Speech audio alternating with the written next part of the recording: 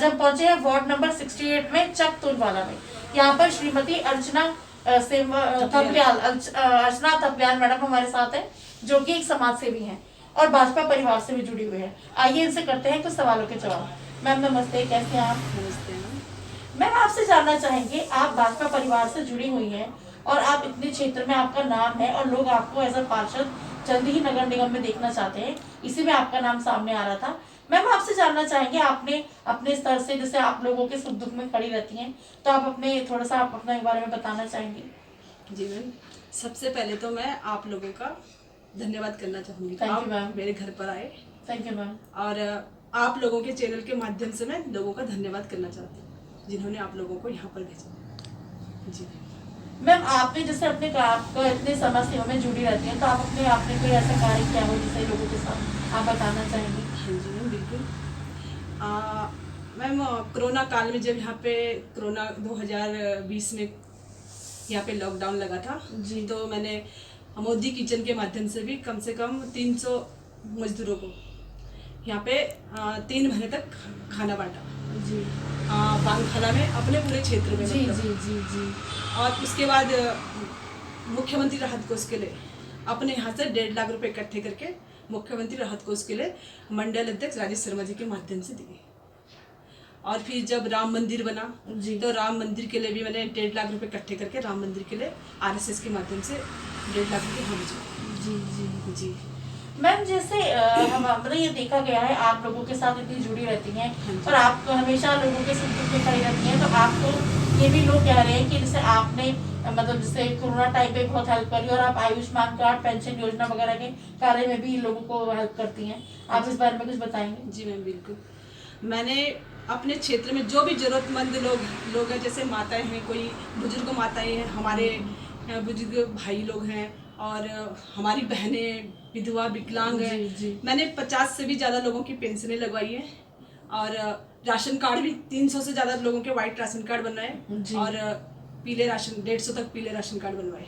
और उसके बाद मैंने और भी जितने भी कार्य होंगे, छोटे मोटे काम जो भी मेरे यहाँ पे आ जाता है, कोई भी महिलाएं आ जाती है हमारी हेल्प करो, तो मैं उनके उसमें जो भी मेरे से हो सकता है अपने हिसाब से जितना हो सकता है मैं उन लोगों का हेल्प करती हूँ। मैम, जैसे आपसे एक बात पूछना चाहेंगे, जैसे देहरादून में हमें ये चीज ज्यादा सामने आ रही है, हमारे युवा बच्चे जो हैं वो बेरोजगारी कह लीजिए या कोई अन्य कारण नशे की तरफ चले गए हैं, बहुत ज्यादा देहरादून में ये बढ़ता ही जा रहा है। तो मैम आपसे जानना चाहेंगे कि आप उनको या उन बच्चों को या उनके माता पिता को कुछ कहना चाहेंगे? मैम, बिल्कुल कहना चाहूँगी। सबसे पहले तो मैं उनके माता पिता को ये कहना चाहूँगी, अपने बच्चों को अच्छा संस्कार दीजिए।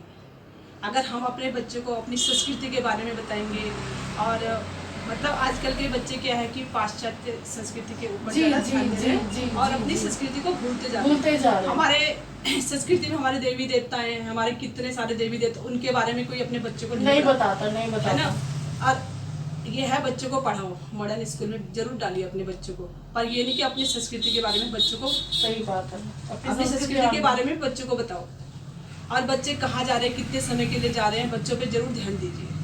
और मैं उनके माँ बाप को यही कहना चाहूँगी, अपने बच्चों को डिप्रेशन में डालने से अच्छा उनकी हेल्प करिए, उनको अच्छा संस्कार दीजिए, तभी ये नशा खत्म होगा और हम सब एक अभियान चलाएंगे, मतलब कि नशा मुक्त हमारा भारत हो, जी, हमारा उत्तराखंड। जी, जी, जी। मैम, और उन बच्चों को कुछ कहना चाहेंगी जो नशे की तरफ चले गए हैं? देखिए, उन बच्चों को तो हम यही कहना चाहेंगे कि अब जो नशे की तरफ चले गए हैं वो नशा को छोड़ दीजिए और अपने घर परिवार की तरफ ध्यान दीजिए, अपने जॉब की तरफ ध्यान दीजिए, अपनी पढ़ाई की तरफ ध्यान दीजिए। सही बात है जी, क्योंकि अगर बच्चे शिक्षित होंगे तभी इन चीजों से दूर जा पाएंगे। जब बच्चे शिक्षित होंगे तो तभी बच्चे, जब पढ़ाई करेंगे, माँ बाप पर ध्यान देंगे, तभी बच्चे नशा मुक्त होंगे और हमारा नशा मुक्त उत्तराखंड, नशा मुक्त भारत होगा। सही बात है। मैम, आपसे एक बात और जानना चाहेंगे, जैसे हमारे बहुत से बच्चे 18 पूरा करके अब पहली बार वोट डालेंगे, तो आप हमारे चैनल के माध्यम से उन बच्चों को कुछ कहना चाहेंगी कि उन्हें किस तरह से मतदान करना चाहिए? जी मैम, जरूर बोलना चाहूँगी। मैं उन बच्चों को ये कहना चाहूँगी, आप वोट डालने जरूर जाइए और जो तुम्हें सही लगे उनको वोट डालिए, किसी के बहकावे में मत आइए। जैसे हमारे अभी प्रधानमंत्री मोदी जी है, इन्होंने बहुत ही मतलब बहुत अच्छा काम किया है महिलाओं के लिए, जैसे उजला गैस चलाया महिलाओं को, इसमें भी 60-70 से ज़्यादा महिलाओं को मैंने अपने माध्यम से उज्ज्वला गैस बंटवाई जी। अपने क्षेत्र में। और इसके अलावा आयुष्मान कार्ड बनाए मोदी जी ने, और भी मोदी जी ने बहुत अच्छे काम किए, ठीक है। लेकिन मैं यही कहना चाहूँगी कि आने वाले 19 अप्रैल को आप मोदी जी को जरूर वोट देकर विजय फिर से केंद्र में भेजिए और सही बात है। और भारी से भारी मतों से मोदी जी का समर्थन कीजिए। सही बात है मैम। जी मैम आपसे इसी कड़ी में एक सवाल और पूछना चाहूंगी। जैसे हमारे बहुत से लोग ऐसे होते हैं जो कहते हैं अरे छोड़ो हम वोट नहीं डालेंगे, या जब इलेक्शन की डेट आती है तो इधर उधर घूमने चले जाते हैं अपनी फैमिली को लेके। तो मैम आप उन लोगों को कुछ कहना चाहेंगे? मैं बिल्कुल कहना चाहूँगी, मैं ये कहना चाहती हूँ लोगों को, क्योंकि मतदान हमारा अधिकार है ना। मतदान हमारा अधिकार है और हमें वोट डालने जरूर जाना चाहिए, क्योंकि घूमने फिरने के तो 100 दिन है। सही बात है। उसके बाद भी हम घूमने फिरने जा सकते हैं जी, ठीक है। लेकिन मतदान वाले दिन घर पे ही है। जो अनपढ़ होंगे वही मतदान डालने के लिए नहीं जाएंगे, सही जो बात। सही लोग होंगे वो मतदान डालने जरूर जाएंगे। मैं यही कहना चाहूंगी, अपने मत का प्रयोग जरूर कीजिए, ये हमारा अधिकार है। सही बात है जी। मैम आपसे एक सवाल और पूछना चाहूंगी। जैसे हमारे बच्चे जो है, युवा बच्चे, आपने अभी एक बात कही थी कि जो अपनी संस्कृति को भूलते जा रहे हैं, जी। तो मैम आप पर्सनली उन बच्चों को कुछ कहना चाहेंगे जो अपनी संस्कृति की तरफ जा रहे हैं? जी बिल्कुल कहना चाहूँगी। सबसे पहले तो मैं ये कहना चाहूँगी कि बच्चों को, जो माँ बाप हैं वो बच्चों को अपनी जो हमारे पहाड़ की संस्कृति है, हमारे अपने पहाड़ में उनको ले जाइए, अपने घर में उनको ले जाइए, दिखाइए हमारे देवी देवता हैं, जो भी हमारे देवी देवता है उनके बारे में उनको बताइए। जब हमारे माँ बाप हमें शिक्षा देंगे, शिक्षित करेंगे, बताएंगे, तभी बच्चे आगे जाएंगे, तभी बच्चों को पता चलेगा।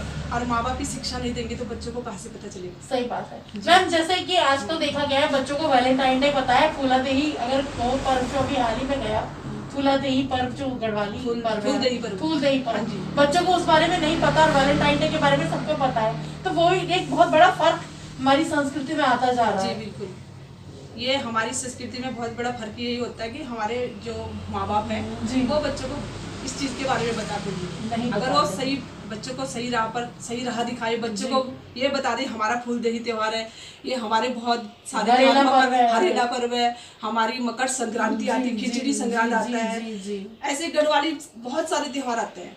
हमारे माँ बापों को बताना चाहिए। मतलब सही बात है जी। मैम आपसे बहुत अच्छी जानकारी मिल रही है, आप हमेशा लोगों के साथ जुड़ी रहती हैं। आपसे मैम एक सवाल और पूछना चाहूंगी। आप हमारे चैनल के माध्यम से किसी को थैंक यू या अपने क्षेत्र की कोई समस्या किसी डिपार्टमेंट से अगर आप करना चाहें तो? मैम पहले तो मैं अपने कार्य के बारे में आपको बताती हूँ। जी मैम, मैंने लोगों के जो लेबर कार्ड है वो भी 500 से ज़्यादा लेबर कार्ड लोगों के बनवाए। अच्छा। और कम से कम 500 से ज़्यादा लोगों को उसका जो लाभ मिला, उसका लाभ दिलाया, जो सरकार द्वारा जो चलाई गई योजनाएं थी उसका लाभ दिलाया। और बाकी तो मैं अपनी पार्टी को थैंक यू कहना चाहूँगी, मोदी जी को थैंक यू कहना चाहूँगी, जिन्होंने इतनी सारी योजनाएं चलाई। अपने उत्तराखंड सरकार को धन्यवाद करना चाहूँगी, जिन्होंने इतनी सारी योजनाएं चलाई है। और सारे हमारे जितने भी जरूरतमंद भाई बहन हैं। और पहले क्या था, एक कांग्रेस की सरकार में क्या था, एक सिर्फ जैसे किसी के वृद्ध माता पिता, उन दोनों में से एक को ही पेंशन मिलती थी, और उनकी भी पेंशन की किसी ने शिकायत करी तो वो भी काट दी जाती थी।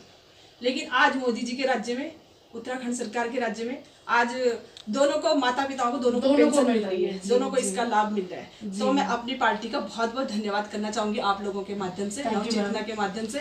और मैं यही कहना चाहूंगी हमारा उत्तराखंड बहुत आगे बढ़े, समृद्ध बने। और बाकी अगर मैं कुछ बन गई तो अपने क्षेत्रवासियों का जो मुझसे हो सकेगा मैं उनके लिए हमेशा खड़ी रहूंगी। अगर मुझे रात को भी बुलाए तो मैं रात को भी खड़ी रहूंगी। मैं आपसे एक जनरल क्वेश्चन और पूछना चाहूंगी। जैसे अब हमारे बहुत सारे त्योहार आके चले भी गए हैं, अब होली आएगी, अब और बहुत सारे त्योहार आएंगे, तो मैम आप हमारे चैनल के माध्यम से हमारे व्यूअर्स को कुछ कहना चाहेंगे? जी होली के लिए मैं सभी लोगों को शुभकामनाएं देती हूँ, बहुत बहुत बधाई देती हूँ। अपने जितने भी हमारे क्षेत्रवासी हैं उनको आपके नवचेतना चैनल के माध्यम, मानव चेतना चैनल के माध्यम से मैं सभी को शुभकामनाएं देती हूँ, अपने वार्ड वासियों को, और उनका बहुत बहुत धन्यवाद करना चाहूँगी, आपका भी धन्यवाद करना चाहूँगी। मैम आपका बहुत बहुत शुक्रिया, आपने मानव चेतना टीम को अपना कीमती समय दिया, इसके लिए धन्यवाद। ओके मैम, आपका भी मैम बहुत बहुत धन्यवाद, आप यहाँ पर आए। Thank you ma'am. दोस्तों, अभी आपने मैडम की बातों को सुना। मैं यहाँ क्षेत्र की जनता से यही अपील करूंगी कि मैडम को अगर पार्टी द्वारा पार्षद के लिए टिकट दिया जाता है तो मैडम को भारी संख्या में भारी मतों के साथ विजयी बनाए। इनकी सोच अच्छी है, ये युवाओं को, मातृशक्ति को और अपने क्षेत्र को आगे देखना चाहते हैं।